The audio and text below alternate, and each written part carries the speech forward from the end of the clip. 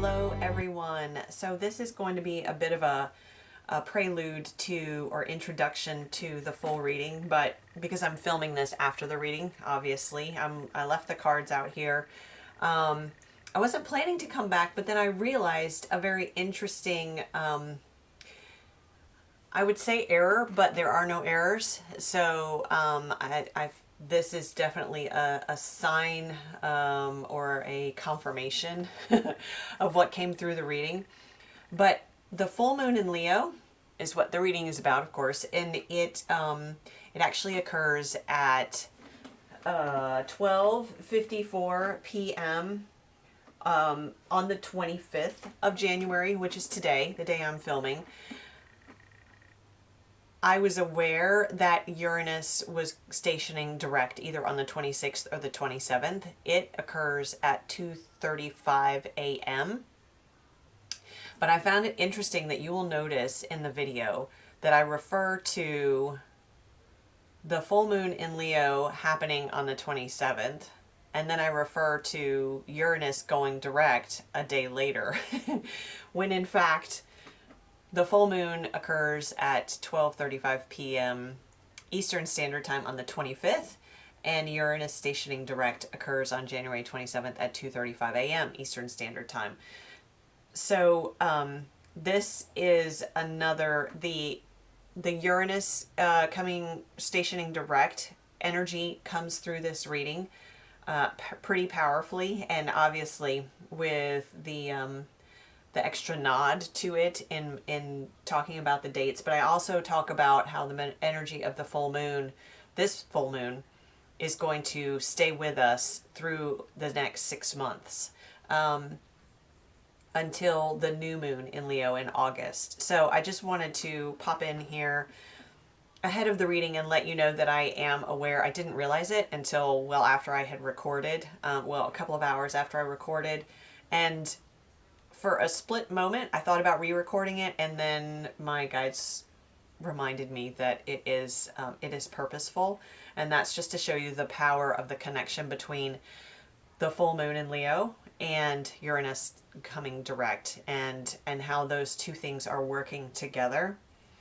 And you'll understand that as you listen to the body of the reading, but I wanted to give you a little bit of a preface on this so that you are aware ahead of time, and instead of wondering, what is she talking about? Why is she saying the full moon is on the 27th? So there you have it. I hope you enjoy this reading, and please let me know how this resonates for you. Thank you so much for being here. Hello everyone, this is Toby with Birdsong Studios. How are you doing today? I hope you all are well. Thank you so much for your time, your attention, and your openness to these messages. So today I'm going to be looking at the energies of the full moon in Leo. Leo, which occurs on January 27th at 2:35 a.m. Leo is associated with the Strength card in the tarot. It is ruled by the sun. We have lots and lots of light codes coming through this particular sigil, and I felt a lot of solar energy in it. The sigils was very interesting. It's been hanging out on the edge of my awareness and consciousness for about a week, and woke me up at about 4 o'clock this morning to say she was ready to come through and be drawn. So here we are. So with this full moon in Leo, Leo is a fellow fixed energy to the sign of Aquarius. We are in Aquarius season, of course, and we just had that big transit of Pluto moving into Aquarius. In addition, to add to the fixed sign energy, we have Uranus and Taurus, which will be stationing direct after a 5-month retrograde. I think it's about 5 months, because it went retrograde in August. Uranus will station direct on the 27th as well. I'm not 100% sure of the time. However, that's a big transit as well. You will be feeling the energy regardless of the time. So we have a lot of fixed energy that's moving into these places of being revealed,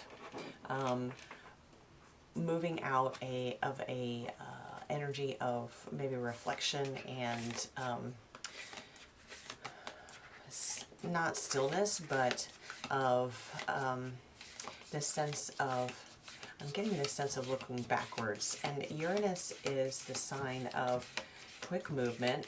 It is associated with lightning bolt type of occurrences or events. It is associated with innovation and looking outside the box. And so when we have those types of energies associated with the with these fixed signs, we have this big reveal type energy that's going on around this weekend. And this can certainly play out in the external world, but I'm feeling what we're going to be talking about here today is how this plays out for you on an individual level. We have been through this process of integrating all of these aspects of ourselves. And remember, in the last reading we did about Pluto in Aquarius, from it going direct on the 20th to when it will retrograde again beginning in September, it was described as writing the preface of our new story, right? So as we're writing this preface, it's important for us to dig down into the honesty of who we are and being willing to stand in that. And this full moon in Leo is giving us the energy and the courage, the strength to be able to do that, and do so from a heart-centered place as well. But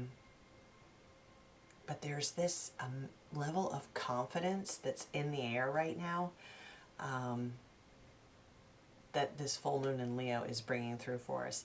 And this confidence is also, it feels like the energy of the moon is allowing us to embody what the level of self-assuredness and the knowing of ourselves that we have been building and building and building over the last couple of years in particular. So I'm going to move her over here and let's look at what we have. We have tin, and that came out not long ago, didn't it? And wise salt. So we have card number 21 and card number 28.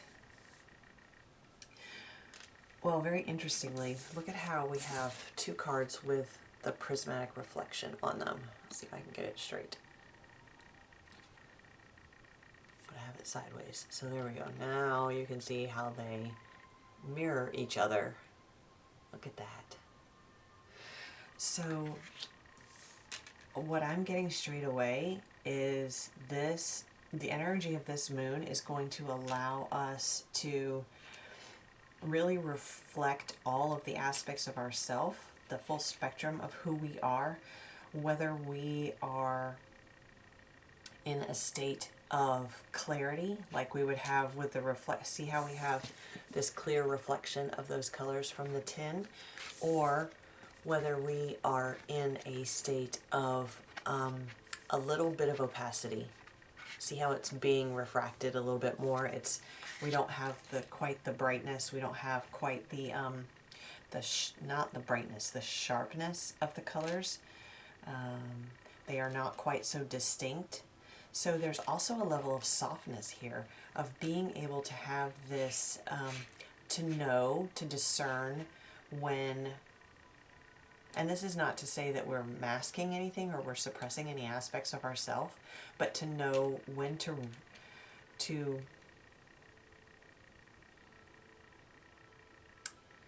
and how to express our self-confidence, again going back to that heart-centered space. So to know, have the discernment of when to do so with a bit of sharpness, but and very focused, laser-like focus, and when to allow things to soften and to stand in that confidence in a gentler energy. We're still radiating all of the aspects of ourselves. They are all still integrated. But when there is a need for softness, it's being able to maintain that confidence in that energy of gentleness as well, to pull back on maybe the intensity of it. And I'm hesitating to even say that, because it's not that we want to pull back on it at all, but I hope you're getting what I'm saying. It's this sense of being able to stand in your power with a sense of gentleness and a sense of intensity. So having that balance and not losing your empowerment and your knowing of who you are and your dedication to yourself and the decisions that come from that and the choices you make from that, being able to maintain that without the level of whether it's required to be more forceful or whether it's required to be a little bit more gentle, dependent upon the situation. Does that make sense? I hope that makes sense. And also, going back to the opacity, whenever it's bringing through this sense of knowing of oneself that cuts through everything, right? That even in moments when you might feel a little overwhelmed or overstimulated, or things just feel unclear, it's being able to see how in both of these it's radiating out of this object where you can't see the light, right? Here it reflects strongly, and I get a sense of quick moving energy here. And this might be associated with Uranus. You have to excuse me. I think that is the symbol for Uranus. Very interesting. But being able to see that light within ourselves and recognize the fullness of it, and hold on to it, to not lose it in those moments of overwhelm or overstimulation or uncertainty. That's really fascinating. I love that. And I love the analogy of the light coming through when we're talking about a moon that is in a sign that is ruled by the sun. And we have all of these light codes here. And how powerful to have that in this time, for the northern hemisphere at least, of being in winter, when the days are shorter, the skies are a little darker, they may be grayer wherever you guys are. Really powerful energies coming through. Okay, so let's look here at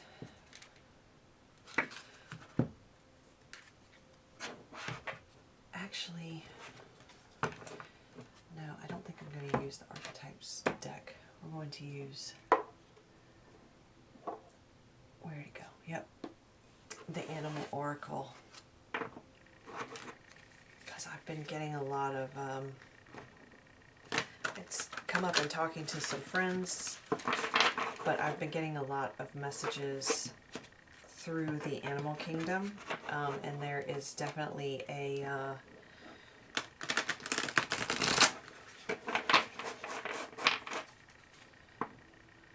there's an invitation here to be really curious and really open to the messages that the animals are bringing through for you.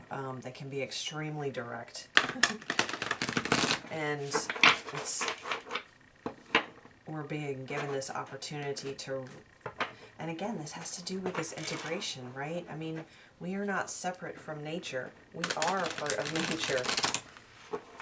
And when we allow ourselves to open to that connection, then it's part of the integration of who we are as individuals as well. Because those messages they're always around us. It's a matter of opening our eyes to them and opening our ears and our hearts to them. And there's, as we are connecting to our own multidimensionality, and we're connecting to the higher realms more readily, more fluidly, with our ascension and our awakening process, this is part of that. So to recognize and acknowledge that the messages from the animal kingdom are going to be coming through more strongly as well, but it does require us to be open to them. Okay, they're saying one more.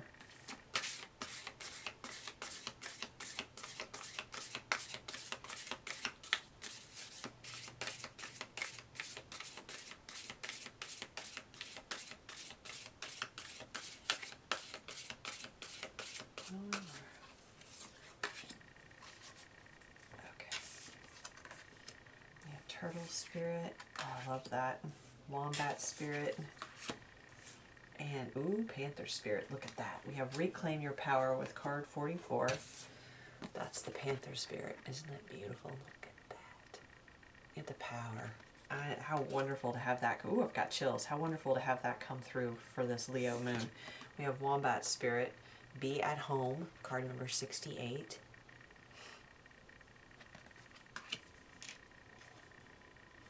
And then we have card number 62, Turtle Spirit. Slow and steady wins the race. Look at, and we have two 8s here. We have 62 and 44. We had what? We had 21 here, so that's a 3. We had 28 here, so that's a 10. And then we have 68, which is a 14.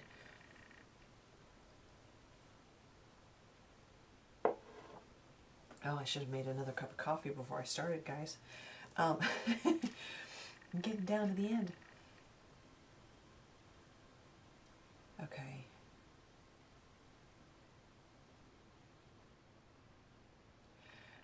The energies are feeling really, really fast now.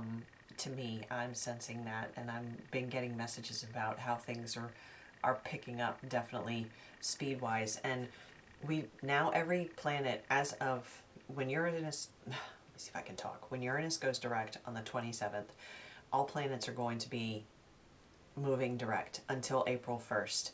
So it's going to feel like things are going to just take off with a bit of rocket speed. And I mentioned there's a sense of speed in this card. So we need to make sure we're balancing that energy. And it's great to go with the flow of the energy, however, not from a place of being out of alignment, unbalanced, or erratic is the word I'm hearing, and moving without intention. So recognizing that even though the energy is moving very quickly and we're feeling this, maybe feeling a sense of restlessness, if we're feeling that sense, that's when we need to be at home, be in stillness, and reflect upon our next steps. Tune into our guides, to the angels, to source, to discern, and our higher self to discern what our next steps are, because we want to be very intentional in this phase. And we can utilize this fast moving energy when we're manifesting from that place of heart-centeredness and from intention and from discernment. But if we're being erratic, we're going to manifest erratic. We're going to manifest something that's more chaotic. And that's probably not the preface you want to be writing during this time frame. It's certainly not my preference. It may be yours, but I would say for most of us here, that's not what you want to manifest. So it's about being really intentional with it. And you may not feel, or you may not actually see yet, the physical manifestations of what you're putting out there in the universe, the energy you've been putting forward. But know that the energy underneath the manifestation is moving very quickly. So it may not be that it's in the physical yet, but it is moving very quickly. And then the invitation there is for us to recognize that the manifestation is there. It's not that it does not exist.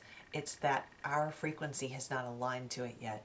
So by being at home and recognizing the need for us to be still and to check in with ourselves, to check in with our higher self, to check in with our guides, reclaiming your power, calling your energy back to you, this is what's going to allow you to raise your frequency and to align with the manifestations you're wishing to bring forward.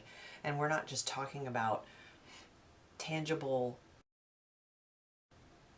physical things, abundance, prosperity I'm hearing at this time, but we're talking about the much bigger picture. Remember, we're writing the preface for this new story through this Pluto and Aquarius this section of Pluto in Aquarius from now until September. So this moon, we're not just talking about the energy of the next 2 weeks. We're talking about the energy of at least the next 6 months. And you know, when we have the new moon in Leo, it's going to be in August, and that's just going to be before Pluto goes retrograde again. So we're going to have a chance to revisit this at that point, but this is bringing forth this energy that is going to wave through and last and carry us, if we align with it, you know, if we work with it, is going to carry us through the next 6 months. So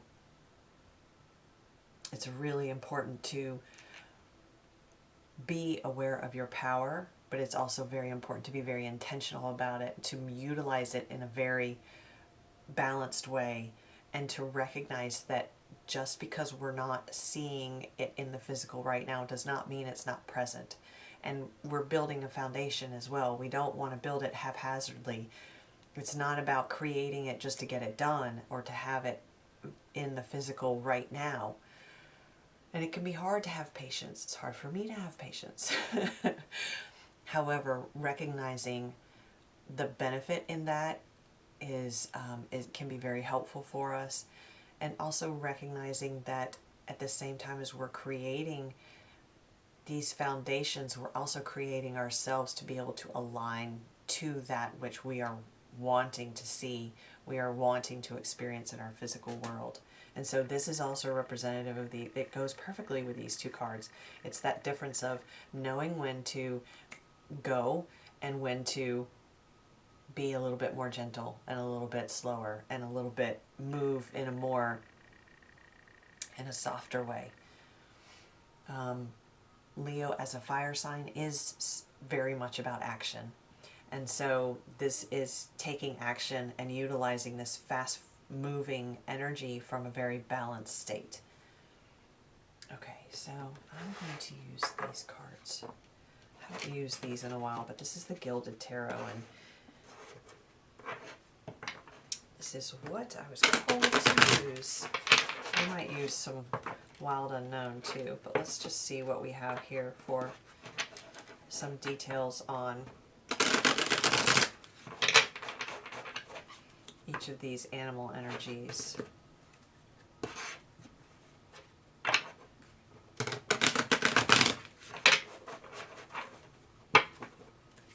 Okay, so let's look at Turtle Spirit first. And you know, turtles are so,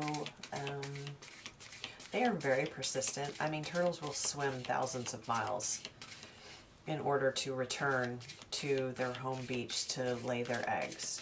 Right, so there's also that link here with this Be at Home card with the wombat.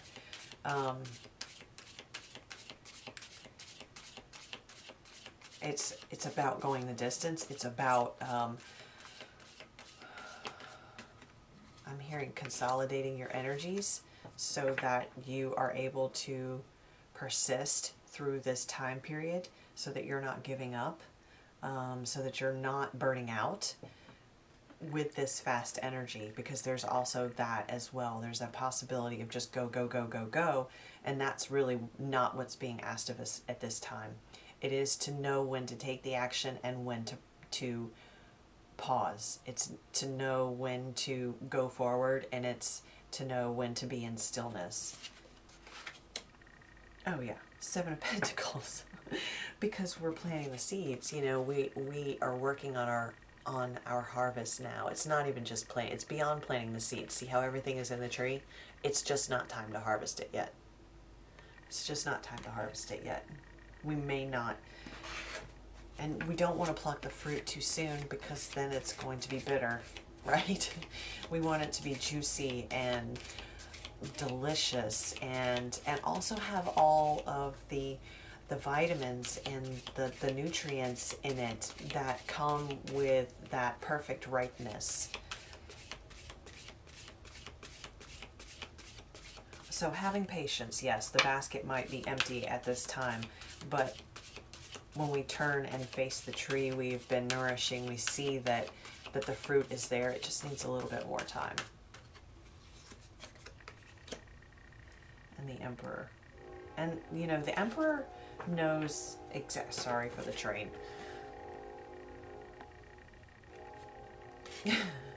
We'll take that as extra emphasis on this Seven of Pentacles. The Emperor, that's Aries energy. It's card number 4. So I'm getting a nod to Aries season is when you are going to, I feel like you will be able to start seeing in a tangible ways the manifestations you've been working on. Things are going to start coming into fruition, things that you can actually harvest, that you can actually put into your basket. But again, the Emperor, did I show you the Emperor? I don't think I did. The Emperor is very astute in his decision-making process, and he knows when to move forward and he knows when not to. He's extremely strategic, and he always moves in his best interest and the best interest of his empire. So, and in this card, is very much representing all the aspects of the zodiac here, all the masculine aspects of the zodiac. So again, this is pulling all of those archetypes, those aspects of yourself together to work for you in a balanced way. Okay, really interesting. What do we have on the bottom here? We have the Seven of Swords. Okay, we'll keep that in mind.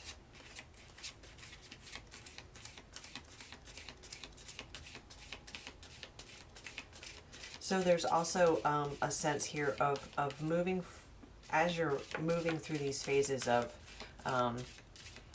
stillness and action, reflection and choice is the word I'm hearing. It's very important to do so from a place of integrity and to be willing to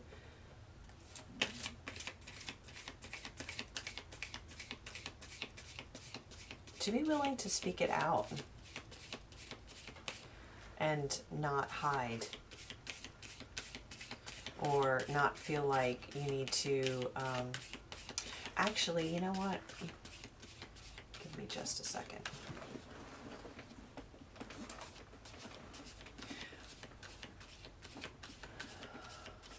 Let me see.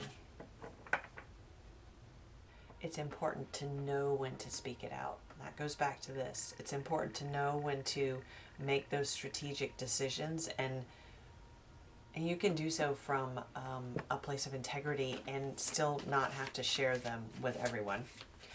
So it's also being aware of how speaking about the decisions you're making, speaking about the manifestations and the action you're taking towards those, how that, depending on who and where that information is being shared, that also spreads out the energy of it. That you can end up with, if they're, for an example, if you're sharing with people who may not be so supportive or may not understand what you're doing, then the energy of their lack of support, their lack of understanding can get attached to those manifestations as well. So being intentional with where the energy of your manifestations is placed, and that can be in even speaking about it. Okay, so Wombat Spirit, we'll do one more.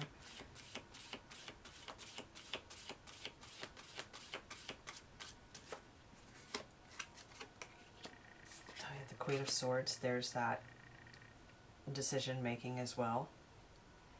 And the Nine of Swords. And this is that be at home card. So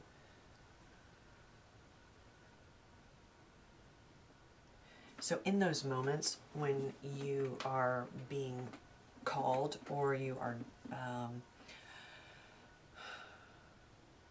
Nine of Swords is here, let me show them to you. Here's the Nine of Swords. And this is an energy of anxiety. It's an energy of not being able to sleep. It's an energy of worry, basically, worry and anxiety. The Queen of Swords is someone who, she's an energy that uses her thought processes and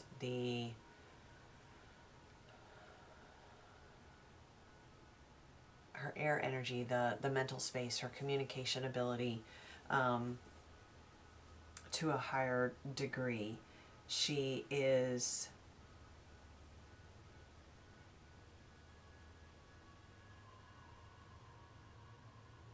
in the highest vibration of the Queen of Swords. She's very direct and can be and analytical.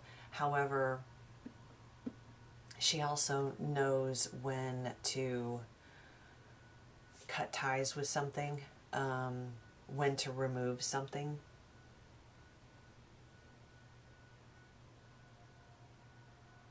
And so I'm getting this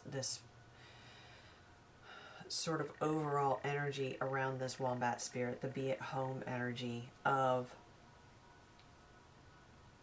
being, it's bringing the energy of the Queen of Swords to your own mental space. So I know that might sound incongruent, but it is about being able to be the observer of your own mental space. And so remembering how we're in this place of the harvest is almost ready. And so rather than allowing ourselves to go into that place of worry about when is it going to happen, am I doing the right thing, am I making the right decisions, it's having the ability to step back from our own mental space, be the observer of it, and make the decisions, the very intentional decisions, to not allow those thoughts to persist, to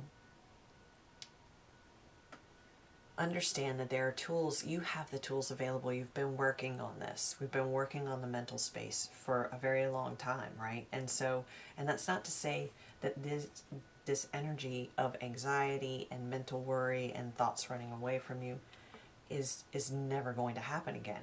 But it's to recognize that we can be in stillness and we can be very discerning about where our thoughts go, where our thoughts want to take us, the energy that we are embodying and that we are holding within ourselves in those moments of stillness.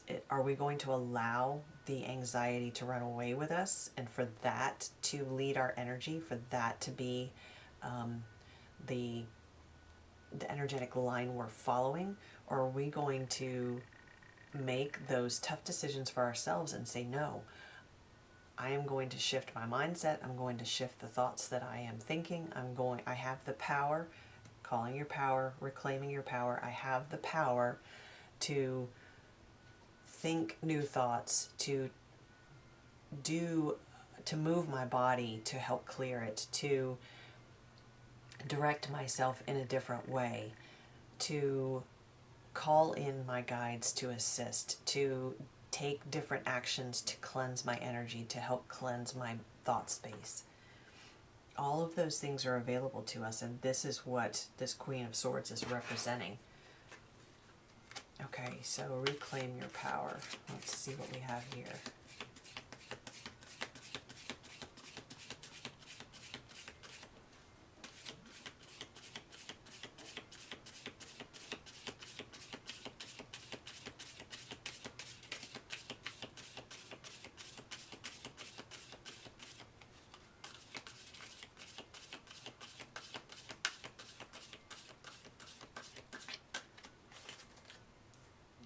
Is it a little bit?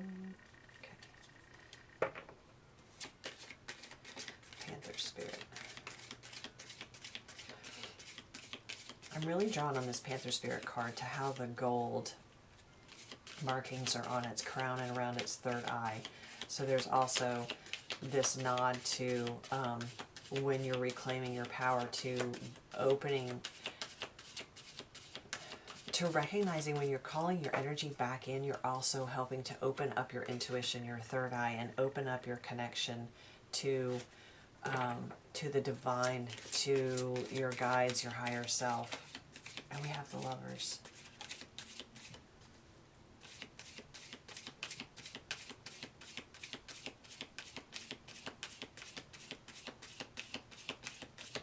This is Gemini energy.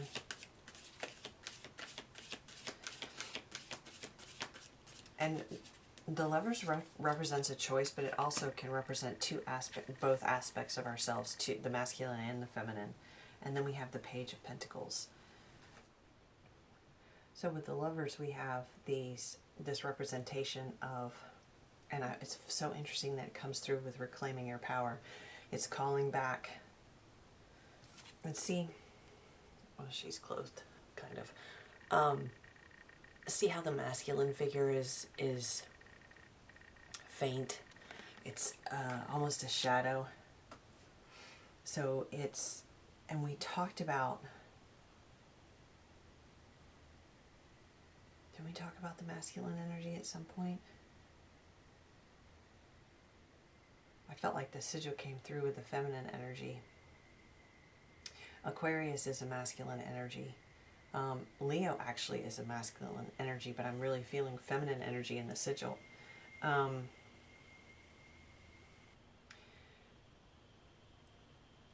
So I'm really feeling this interesting combination of integrating both the divine masculine and divine feminine, but there is a need through all of this, especially with this forward moving energy, to, if we're going to tip the balance, we need to tip the balance towards the divine feminine side right now. To not be so in the masculine energy of forward movement that we're not in holding the energy of reception, of receptivity, of surrender, surrendering to this flow that we talked about, this kind of ebb and flow of intuitively knowing when to take action and knowing when to be in stillness. And in the stillness, those are the moments when we're receiving. If we're moving forward, we are not going to be able to,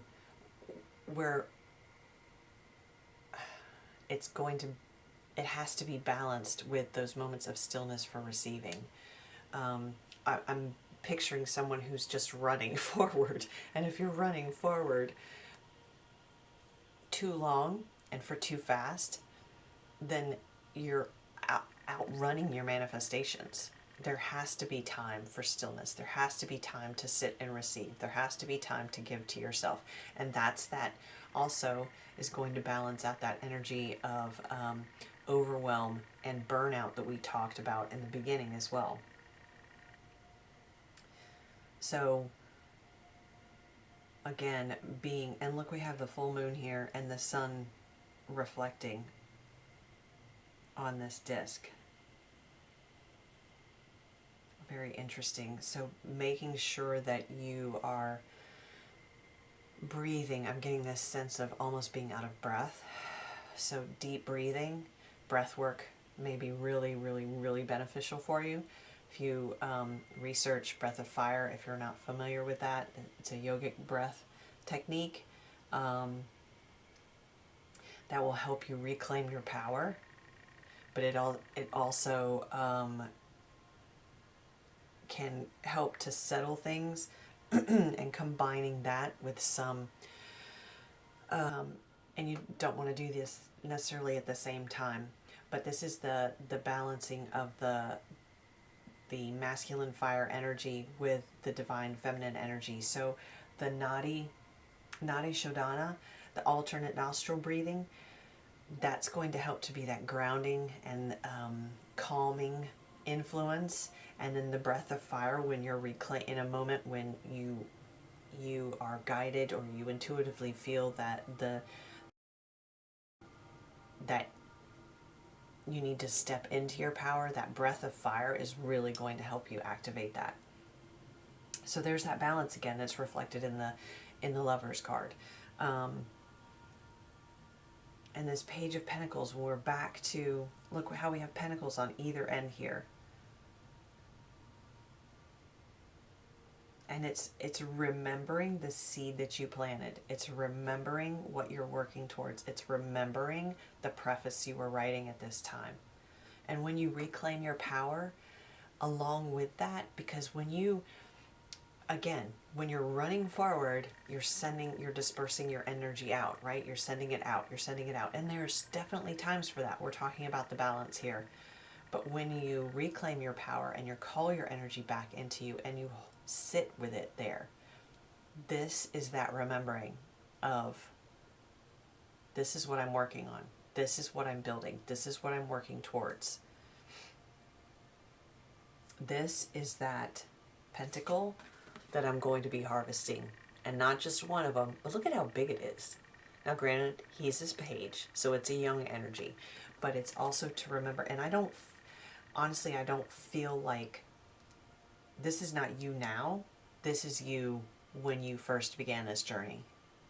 And it's a remembering of where you started. It's a remembering of why you planted this seed. It's a remembering of what it is you are tending and you are about to harvest. So remember the breath of fire. Look that up. If you're not familiar with it, utilize that to really get into this fire energy of Leo. When you are called to take the action, remember to look up Nadi Shodhana, the alternate nostril breathing.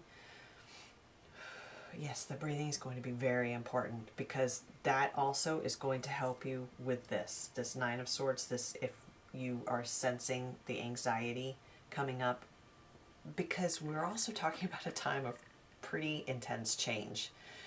So it's not to downplay that. It's not to downplay what's going on in the external, but remember how you experiencing things in the internal is going to be how you're experiencing it in the external. So the external world is absolutely a reflection of what's going on internally for you. So remembering that, because we're in a time of quick manifestations and things are moving forward very quickly. So you may see things coming up for you, and it's really important to recognize where your energy is as much as possible. And making sure, checking in with yourself, with your higher self, with your guides, to make sure that you are moving, whether it is moving through stillness and reflection or moving through action and intentional choice, I'm hearing. Doing so from a place of connection with your higher self and your guides and spirit. Breathing is going to be really important, guys. I am totally out of breath for no reason. It's not for no reason. It's the energy of it. And part of that is because it's very quick moving, right? And when we're moving quickly, that's when we tend to get out of breath. So that's why these breathing techniques are, the breath work, they keep talking about that. Remember those two things. It's going to help you immensely through this time. And again, they're reminding me to remind you that this is not just about the energy right now or for the next 2 weeks until the new moon. This is about the energy of the next 6 months until the new moon in Leo. And you may feel like the energy is running away with you, and you feel, because I'm getting this sense of struggling to keep up. This again is where the breath work is going to help you. Reclaiming your power, standing in the power of that solar plexus energy.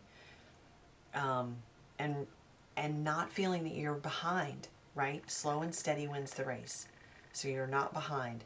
And the energy that you're feeling, there's also this, it's important to recognize that we may be feeling the energy moving very quickly. That doesn't mean we have to move really quickly. Because remember how we talked about the energy is moving behind the scenes in our manifestations, bringing them to fruition, right? Bringing them to a point of being able to harvest. That doesn't mean we have to move quickly. We just have to align with the frequency of those manifestations. And oftentimes the best way to do that is in stillness. Because that's where we get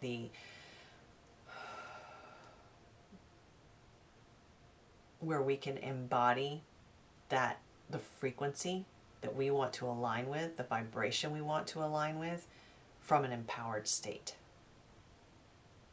Not playing catch up. Because if we burn ourselves out, we're not going to be in the frequency of our manifestations. I can say that with certainty. It doesn't work that way. Okay, I'm going to leave it there. I hope this was helpful for you guys. This is a fantastic full moon. It's a really amazing, beautiful time to be alive. Yes, there is immense change, but man, again, we talked about with Pluto, unlimited possibilities, right? We're in this time of unlimited possibilities. We are writing the preface for this new story of New Earth. So what do we want to write? What do we want to write? It's unlimited. We are able to, we're giving all of these energies are building to this point of allowing our vision to expand to a view that we have not previously witnessed. So remembering to keep the higher perspective as well and in play through all of this. And breathe. All right, guys, I'm sending you so much love, and I will see you in the next reading. Thank you so much. Please be sure to like, share, and subscribe. It really helps the channel. I forget to say this, but it really does help to get these messages out further into the collective. If you watch the videos through the Facebook link, be sure to subscribe to the channel as well. Like the videos, because it truly does help to get the messages out there to those who could benefit from them. So thank you so much for being here. I appreciate you all. Namaste.